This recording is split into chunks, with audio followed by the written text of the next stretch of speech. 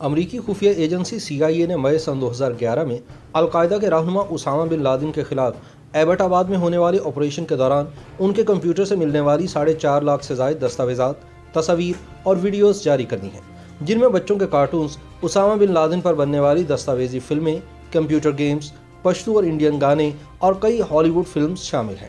خبر رساں agency Reuters کے مطابق مئی سن 2015 سے لے کر اب تک یہ چوتھا موقع ہے جب امریکی حکام نے ایبٹ آباد میں القاعدہ کے سربراہ اسامہ بن لادن کے مکان سے ملنے والی دستاویزات جاری کی ہیں۔ جو دستاویزات ابھی تک جاری نہیں کی گئیں ان کے بارے میں حکام کا کہنا ہے کہ ان میں سے چند قومی سلامتی کے منافی ہیں، چند اڑیاں فلمیں، جبکہ بقیہ چند فائلز کاپی رائٹس حقوق کی وجہ سے سامنے نہیں لائی جا سکتی۔ اس حوالے سے مائک پومپیو نے کہا کہ ان دستاویزات کی مدد سے امریکی عوام کو القاعدہ اور ان کی منصوبہ بندی کو سمجھنے میں مدد ملے گی۔ CIA مستقبل میں بھی عوام تک معلومات پہنچانے کی کوشش کرتی رہے گی۔ جاری کردہ فائلز میں اسامہ بن لادن کی ذاتی ڈائری، 18,000 دستاویزات، 79,000 آڈیو کلپس اور تصاویر اور 10,000 سے زائد ویڈیو کلپس شامل ہیں۔ CIA کا کہنا ہے کہ ماضی میں جاری کی گئی فائلز کی طرح اس دفعہ جاری ہونے والی فائلز کی مدد سے القاعدہ اور شدت پسند تنظیم دولت اسلامیہ کے درمیان پیدا ہونے والی اختلافات، القاعدہ کے اندرونی مسائل اور اسامہ بن لادن کے مرنے کے بعد تنظیم کو درپیش مشکلات کو سمجھنے میں مدد مل سکتی ہے۔ دوسری جانب foundation for defence of democracy سے تعلق رکھنے والے دو اسکالرز تھامس جوسلن اور بل روجو کو یہ فائلز ان کی عوامی نمائش سے پہلے دکھائی گئی تھیں اور ان دونوں اسکالرز کے مطابق ان فائل سے القاعدہ اور ایران کے تعلقات کے بارے میں نئی معلومات ملی ہیں۔ جوسلن اور راجیو کے مطابق ایک دستاویز یہ ظاہر کرتی ہے کہ کس طرح ایران نے القاعدہ کے سعودی بھائیوں کو مالی امداد اور تربیت دینے کی پیشکش اس شرط پر کی تھی کہ وہ مشرق وسطیٰ میں امریکی تنصیبات پر حملہ کرے، لیکن ساتھ ساتھ دیگر کئی دستاویزات ایران اور القاعدہ کے درمیان پیدا ہونے والے اختلافات پر بھی روشنی ڈالتی ہیں۔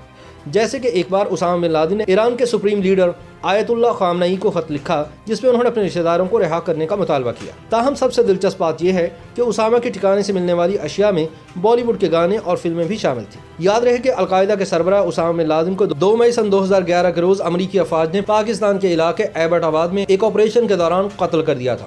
آپریشن کے بعد پاکستانی فوجی حکام نے دعویٰ کیا تھا کہ اسامہ بن لادن کے ٹھکانے کا پاکستان میں کسی کو معلوم نہیں تھا اور وہ خفیہ طور پر یہاں چھپا ہوا تھا۔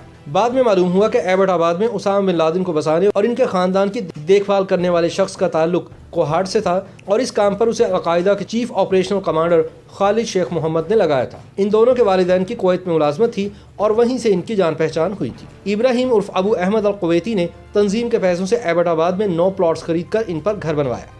کنٹونمنٹ بورڈ نے اس کی کوئی چیکنگ نہیں کی اور نہ ہی اس پر کسی نے اعتراض کیا۔ جب مقررہ اونچائی سے زیادہ اونچی دیوار کھڑی کی گئی تو کنٹونمنٹ بورڈ نے اس پر بھی کوئی اعتراض نہ کیا اور نہ ہی اس کی چیکنگ کی۔ اسامہ اپنی ایبٹ آباد کی اس رہائش گاہ پر 3 بیویوں اور اپنے بچوں کے ہمراہ کئی برسوں سے چھپا ہوا تھا۔ مئی سن 2011 میں اسامہ کے خلاف ہونے والے ایبٹ آباد آپریشن کے بعد یہ بھی معلوم ہوا کہ الکویتی اور اس کا بھائی اسامہ بن لادن اور ان کے خاندان کو سنبھالنے کی ذمہ داری سے اس قدر اکتا چکے تھے کہ بعد میں انہوں نے اسامہ کو اپنا استعفیٰ بھجوا دیا تھا اور دونوں میں سمجھوتا ہو گیا تھا کہ اسامہ 11 ستمبر کے حملوں کی 10ویں برسی کے بعد اس کے گھر سے چلے جائیں گے۔ اس سمجھوتے کو تحریری شکل بھی دی گئی تھی۔ اگر اسامہ بن لادن یہ مہلت حاصل نہ کرتے تو شاید وہ مئی میں ایبٹ آباد سے نکل چکے ہوتے۔